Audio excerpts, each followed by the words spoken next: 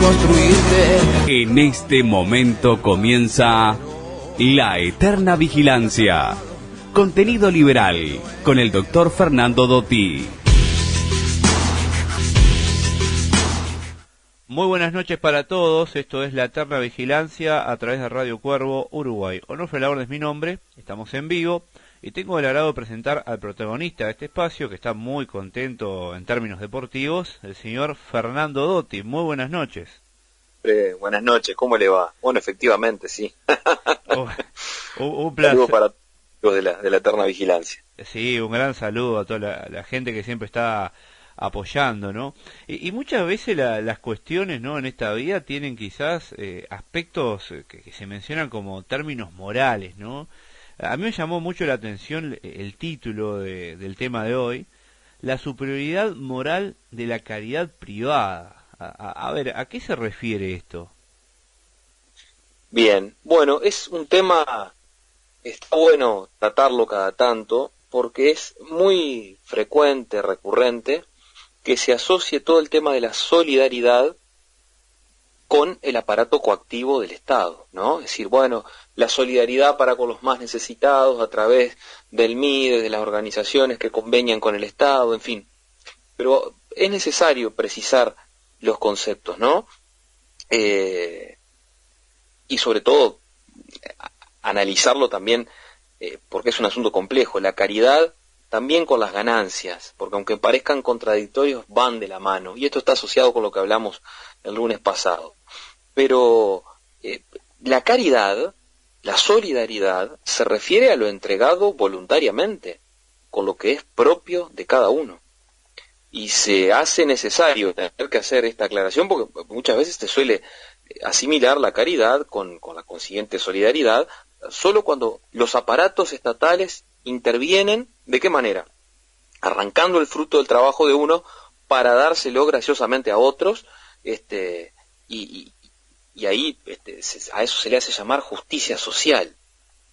No hay nada más injusto, más nefasto que ese concepto, porque de justicia no tiene nada. Atenta contra el concepto de la justicia propiamente dicho, que es dar a cada uno lo suyo. Y acá lo que se está haciendo es succionar recursos ajenos por la fuerza, lo suyo de cada uno, pero se lo sacan por la fuerza. Esto no es, pero ni por asomo, un acto caritativo, ni refleja solidaridad alguna. Esto es un atraco, es un robo, ¿está? Legal, ¿no? Porque bueno, quien te está robando es el mismo que dicta las normas, y las normas de convivencia y las normas de cómo funciona un sistema de justicia. Pero además, esto está asociado muy hipócritamente muchas veces, y a veces por mera ignorancia, con el concepto del altruismo, ¿no? Pero ahora, ¿qué es el altruismo? Si uno va a cualquier diccionario va a encontrar que es hacer el bien a costa del propio bien. Ahora, toda acción humana se lleva a cabo en el interés personal de quien ejecuta un acto, ¿no?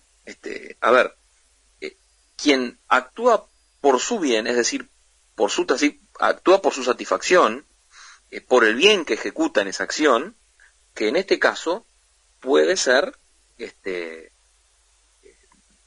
ayudar al prójimo. Dicho de otra manera, el que le entrega todo su patrimonio, todos sus bienes a los más necesitados, es porque prefiere hacerlo, porque le produce placer el poder ayudar y ver la sonrisa en quien recibe esa ayuda. Cuando la Madre Teresa de Calcuta, por ejemplo, ayudaba a los más necesitados, estaba poniendo en evidencia su escala de valores. Su interés personal radicaba en cuidar a los más necesitados. Todos nos movemos por intereses, desde los más ruines hasta los más loables, pero no es esa acción a costa del propio bien. ¿Por qué? Y bueno, porque es precisamente por el propio bien que ya satisface a esa persona que está actuando, ¿no? Además hay que tener presente una cosa, que la caridad no solo se limita a la entrega de bienes materiales, a la entrega de dinero. Muchas veces uno puede estar ayudando a los más necesitados entregando su tiempo, entregando conocimiento, ¿no? Pero, de alguna manera, todo este concepto que asocia la solidaridad concebido pura y exclusivamente como la entrega de bienes materiales, no se sostiene, porque si no, esto lo decía Michael Novak, esto conduce al derrumbe de la sociedad, porque si cada uno le entrega a su vecino, nadie está produciendo, inexorablemente que nos vamos a morir de hambre, ¿no? Si una sociedad viviera de la caridad, estarían todos condenados a la miseria. ¿Ah? Entonces, por el contrario, ¿cuál es la solución de fondo? Entonces, aunque parezca de perogrullo, es generar riqueza para combatir la pobreza, porque además todas estas políticas redistributivas, mal concepto de redistribución, porque la redistribución que es distribuir por la fuerza, por la violencia, lo que la gente ya distribuyó soberana y libremente en el mercado y en los supermercados y afines, ¿no? Pero esto genera además malos incentivos porque genera una cultura refractaria del esfuerzo, inactividad, abandono de hábitos de trabajo, en fin. La solución entonces estriba ¿en qué? En generar riqueza, en producir. Y para eso, lo vimos a la columna pasada, la mejor solución es tener gente que emprenda, gente que explore las necesidades de sus semejantes y pueda dar con la tecla en las preferencias de la gente. Entonces, ese emprendedor, chico, mediano, grande, en la medida que no se valga de prebendas y de protecciones arancelarias y privilegios y demás, va a estar, aún sin proponérselo, va a estar ayudando a los más necesitados.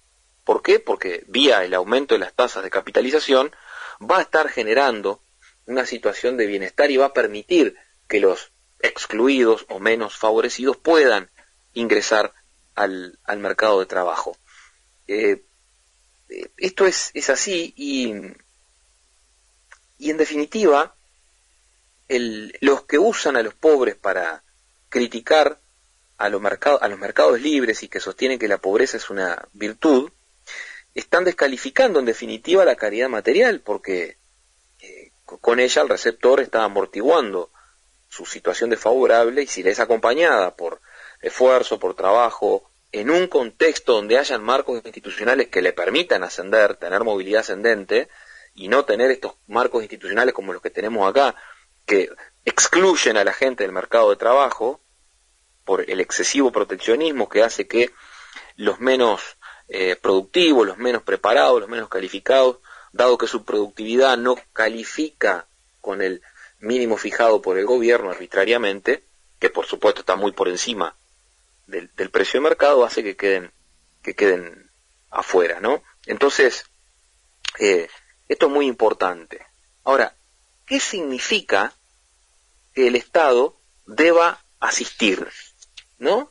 ¿Qué se entiende por esto? ¿No? Porque en definitiva, el Estado nada hace, no tiene recursos propios, nada hace sin antes no haber succionado coactivamente recursos de otros, ¿no? Es decir, deja una estela de destrucción de capital en el camino. Cada acción que emprende el Estado consume capital, ¿no? Porque en definitiva no queda claro en este esquema quién asiste a quién.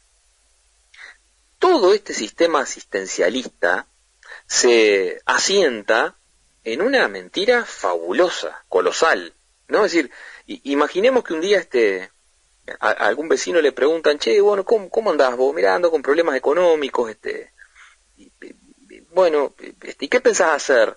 No, bueno, mirá, lo que yo estaba pensando es que el Estado me tiene que ayudar, ¿no? En puridad, ¿qué es lo que está diciendo? Está diciendo que sus vecinos, incluido esa persona que le preguntó por cómo andaban, deben financiar, están obligados a financiar con el fruto de su trabajo su desventura. Entonces, en esto no hay magia. Los aparatos estatales no tienen recursos, se los chupa a los bolsillos de la gente, y ningún gobernante y ningún político en general, ahora que andan todos de campaña y jugando a ser buenitos y solidarios y haciendo promesas de hacer magia, ¿ah? Promesas que son imposibles de cumplir, no sin antes aumentar el gasto, que ya esto lo hemos hablado. Cada vez que se aumenta el gasto, se aumentan impuestos, se retrae el ahorro y la inversión y se nos condena cada vez más a la pobreza. Pero en definitiva, todo este sistema de hacer pensar a la solidaridad como algo que es inherente al Estado o excluyente de la caridad privada, lo que en los hechos implica es que vivamos metiendo la mano en el bolsillo de nuestro vecino, la mano en el bolsillo del prójimo. Esto desemboca en una cuestión frustrante, ¿no? En un círculo vicioso además que parece no tener fin. Las redistribuciones no solo contradicen, como dije, las distribuciones que hace la gente en el mercado libre y soberanamente, sino que además, en lugar de garantizar derechos, que es lo que se quiere hacer creer, los está lesionando, los está conculcando, con el agravante de que está empobreciendo a la sociedad debido a que se han mal reasignado los escasos recursos, ¿no? Entonces, esto es terrible. ¿Y por qué decimos que la superioridad no solo que es moral, sino que es económica, por decirlo de alguna manera, de la caridad privada?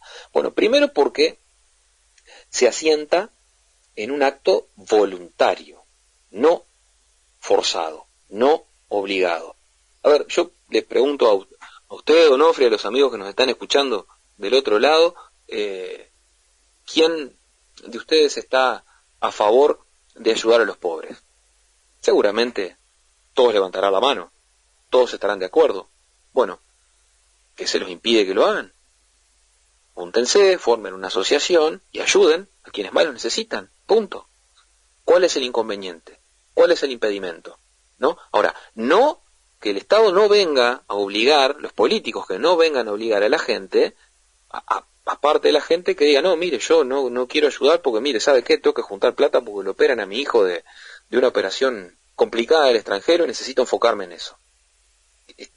¿Cuál es el problema? ¿No? A ver, en esto, todo este asistencialismo, además, no solo se ve manifestado en la asistencia, en el asistencialismo que conocemos, sino se ve en otras formas, como por ejemplo los créditos baratos que otorga el gobierno. Pero voy a volver sobre eso ahora, en todo caso hágame acordar, Onofre, los créditos baratos del gobierno, y quiero decir la otra circunstancia de la superioridad, no solo ética y moral, de la caridad privada, sino también en los criterios eficientes desde el punto de vista económico. Cada vez que se habla del gasto eficiente del Estado, es un tremendo disparate, tremendo error conceptual. No existe tal cosa como el gasto público eficiente. ¿Por qué?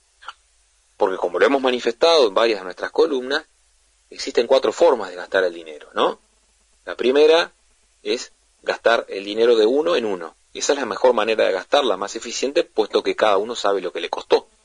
La segunda forma es gastar el dinero de uno en otros. También hay criterios de eficiencia. Uno trata de gastar lo menor posible, quedando lo mejor posible. Por ejemplo, cuando va a comprar un regalo para un amigo, para un familiar. Tercer caso, gastar el dinero de otros en uno. No hay ningún incentivo a la eficiencia ahí. Y el cuarto caso, que es el peor de todos, es gastar el dinero de otros en otros. Ningún criterio y ningún mecanismo de control, ningún criterio a la eficiencia puede haber en ese caso. Ese es el ejemplo que usa el Estado. Entonces, por eso decimos que el gasto eficiente, el gasto público eficiente es una contradicción a los términos, una sandez, ¿no? Entonces, ¿por qué decimos que es eficiente la caridad privada? Bueno, 2 ejemplos al respecto. Piensen en el costo que tiene el Mides, ¿no? 70% del presupuesto se va en burocracia, más del 70%, ¿ah? Y solamente el 30 o el 20 y pico le llega a quienes más lo necesitan. Ahora, si uno va y explora, y esto yo lo he podido conversar con algunos integrantes de estas asociaciones con las que voy a nombrar, y consulta, por ejemplo, con asociaciones de ayuda a los demás, Cruz Roja, Rotary, Leones, la ecuación es a la inversa. se gasta un 20% aproximadamente en gastos administrativos y el resto, el 80%, le llega a quien más lo necesita. Hay otros marcos institucionales, otros esquemas, otros incentivos que llevan a la eficiencia. Y el segundo caso es, pensemos, antes de la existencia del estado de bienestar, el mal llamado estado de bienestar, puesto que no es otra cosa que el malestar en los bolsillos y en la vida de la gente, decía, cómo funcionaba el mutualismo, las cofradías, ¿no? Funcionaban por asociaciones de trabajadores, pongamos, quienes voluntariamente se reunían para, a través de una cuota, generar un fondo común que pudiera servir para atemperar la mala fortuna que podría tener algún trabajador producto de alguna enfermedad, producto de algún accidente y demás. Ahora, es mucho más eficiente el control ahí. ¿Por qué? Primero porque quienes componen la asociación saben lo que le ha costado, lo que les cuesta mantenerla, y además hay más eficiencia. ¿Por qué? Porque si alguno se pasa de listo, van a estar los otros que van a tener los mecanismos de control muy a la mano, muy de cerca, para advertir esa hipótesis de viveza criolla, ¿no? De avivada, de garrón, de free rider, ¿no? Pero bueno, hago una pequeña pausa, si tomo un poco de aire y le cedo la palabra, Onofre. Bueno, muchas gracias. Aproveche y respire un poquito. El tema del Estado, obviamente, que es una especie de, podríamos decir, extorsionador, secuestrador. Es como pasa con el narcotráfico, ¿no? Que le llaman los vacunadores. Son personas que vienen y extorsionan a los comerciantes a través de la violencia, ¿no? Con que, bueno, tenés que pagarme esto, tenés que pagarme lo otro, si no, tu negocio no puede funcionar, ¿no? Y es una función que lo hace así, ¿no? Obviamente que a puño de letra, ¿no? Con decretos, con normas, con leyes, etcétera, etcétera. Pero es lo mismo, y muchas veces también cabe destacar, ¿no? Que ese dinero que dicen que va para caridad, muchas veces no va para nada de eso, ni para obras, termina yendo para los artistas amigos, para, bueno, distintos tipos de cuestiones que no tienen nada que ver con ese aspecto, ¿no? Eso es un robo, directamente. Sí, totalmente, es un atraco, es un robo, pero bueno, que está muy bien maquillado, muy bien narrado, muy bien relatado. Es como un cuentito como decía, me hace acordar lo que decía Escotado, ¿no? Es decir, bueno, el comunismo, ¿qué fue? Y bueno, fue un cuentito de hadas con 100 millones de muertos, ¿no? Bueno, acá los millones son de pesos, no de muertos, pero en definitiva también en esto le va la vida a mucha gente, ¿no? Incluso a la gente más necesitada, ¿ah? Porque como dije, se malasignan recursos y eso lo que hace es malgastar factores productivos, que en definitiva atentan contra el aumento de la capacidad de crear riqueza que tiene una sociedad, ¿no? Pero se suele decir que el asistencialismo, tal como lo concebimos, es para acortar la brecha entre los ricos y los pobres, ¿no? Ahora, es tan errada esa concepción porque no se tiene en cuenta que precisamente esa brecha es consecuencia de las preferencias de la gente, en un contexto en donde el que acierta en los gustos de su prójimo va a obtener ganancia y el que erra va a incurrir en pérdidas, ¿no? Y el objetivo es que todos mejoren, no que todos se achiquen o que se agranden las diferencias, ¿no? Porque en definitiva eso es consecuencia del voto soberano de la gente en el mercado. Pero es esa obsesión del estatismo, ¿no? De esa manía igualitarista, ¿no? Esto me hace acordar hay una leyenda que la relata el profesor Venegas Lynch en uno de sus libros, que cuenta que a orillas del río Cefiso, en la Grecia clásica, vivía un forajido de nombre Procusto. Según esta leyenda, conocida como el lecho de Procusto, este malviviente ¿qué hacía? Asaltaba a los caminantes y luego los tendía en su cama para verificar si la víctima era o no más larga que su cama. Si el cuerpo sobrepasaba el tamaño de la cama, ¿qué hacía este tigre? Le cortaba los pies. Y si era más corto, se los estiraba con mecanismos ahí de tortura, con máquinas que era terrible. Ahora, esta mitología, esta leyenda, ilustra a la perfección la manía de la igualdad que tienen nuestras sociedades contemporáneas. Precisamente una de las cosas más atractivas que tenemos es que somos distintos de todo punto de vista, y es lo que hace que hayan resultados distintos. Entonces, esta manía igualitarista lleva a que exista esta idea de que, respecto, una idea errónea acerca de la generación de la riqueza, ¿no? Aquello que alguna vez también lo hablamos en una columna, ¿no? Es decir, bueno, aquello que decía Galeano, las venas abiertas, ¿no? Es decir, bueno, no existe riqueza inocente, la riqueza es producto de es la consecuencia de la pobreza de otros, ¿no? Ahora,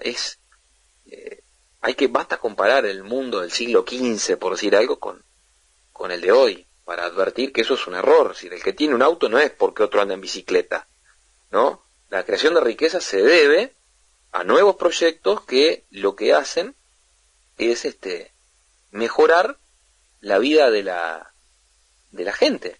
Por eso es que es clave para esto no seguir insistiendo con la receta asistencialista, malgastando plata, porque en definitiva eso a lo que lleva es a lo que hemos dicho, a un derroche de capital y la consecuente o el consecuente castigo al ahorro y a la inversión, y por ende a las tasas de capitalización de una sociedad.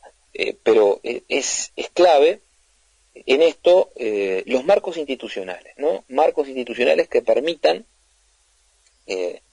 a la gente valerse por sí misma, y vía estos marcos institucionales que respeten el producto del esfuerzo de cada uno, puedan tener movilidad social ascendente. Hay que terminar con esa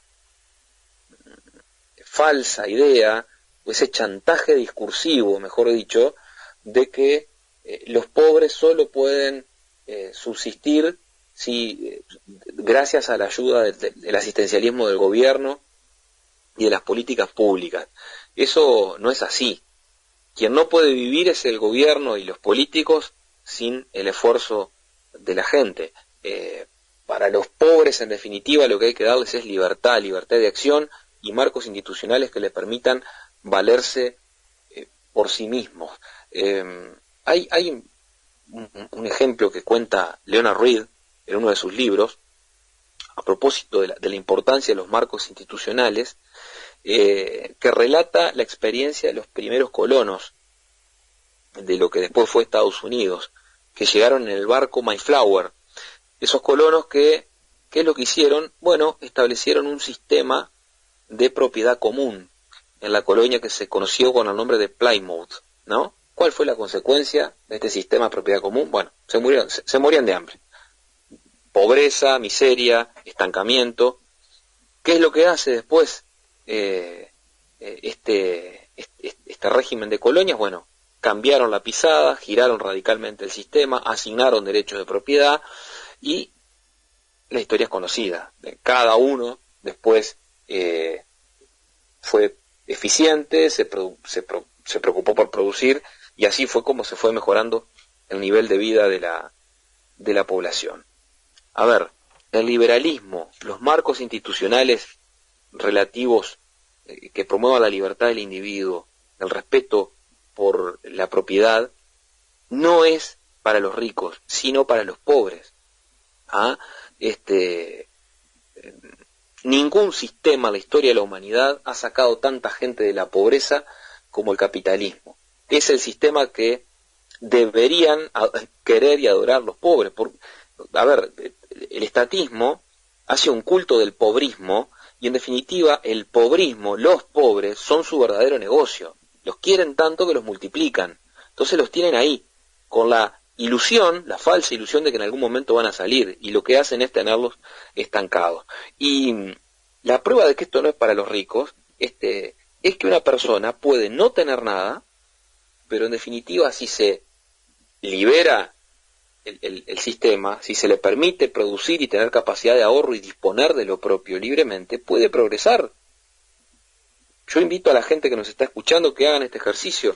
Miren la revista Forbes, busquen las 30 personas más ricas del mundo de hace 40 años, a ver si se mantienen hoy.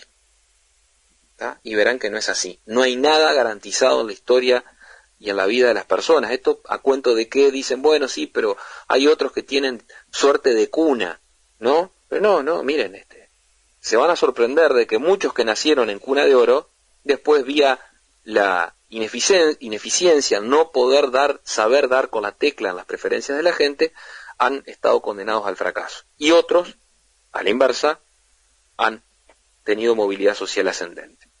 Así que bueno, es por acá la cosa.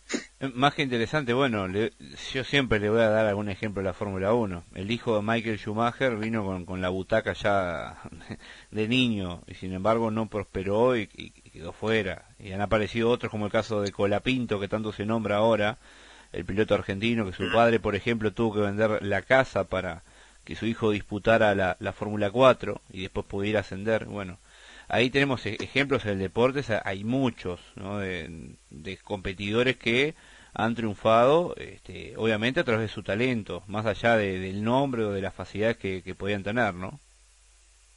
Sin duda. El ejemplo aplica a la perfección. Por eso, bueno, está bueno insistir con estos temas y sobre todo hay una de las cartas que escribió José Pedro Varela en su viaje a Estados Unidos, la fechada en Filadelfia en marzo del 68 del siglo XIX, en donde él daba cuenta de esto. Él se fue pensando que la sociedad norteamericana era una sociedad individualista, egoísta, y en sus cartas cuenta cómo le sorprendió la preocupación por la suerte del prójimo en las sociedades más libres, menos intervenidas, ¿no?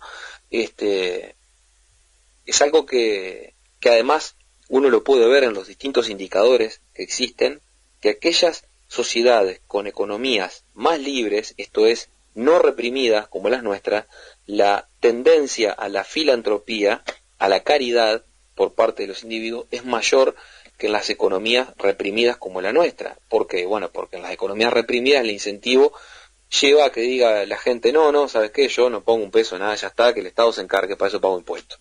¿Quién me ha escuchado alguna vez esa frase? ¿No? Entonces, bueno, se nos fue la hora. ¿Alguna actividad de ALU, algún comentario? Bueno, si quieren seguir las redes. Bueno, sí, muchas gracias. Sí, vamos a estar, esto ya está confirmado, el 1 de noviembre en Montevideo, a partir de la hora 19:30, va a estar el licenciado Agustín Echevarne, presidente de la Fundación Libertad y Progreso de Argentina. Vamos a contar con la presencia vía Zoom también del profesor Alberto Venegas Lynch, hijo.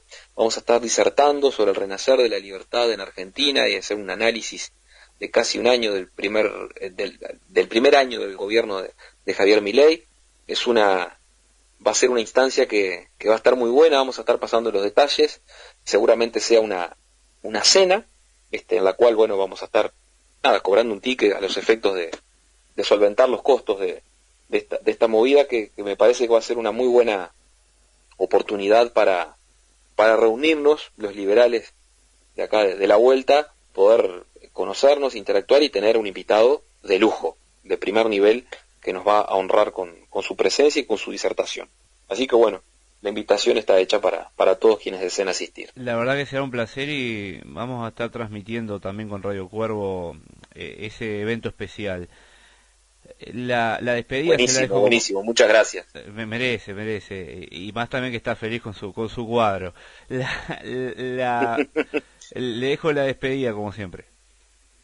Bueno, muchas gracias, queridos amigos. Es posible un futuro mejor. Ese futuro existe solo si es liberal. Viva la libertad, un fuerte abrazo. Como yo te quiero. Es el fin de la eterna vigilancia. Hasta una nueva edición. Arraso los nubarrones para que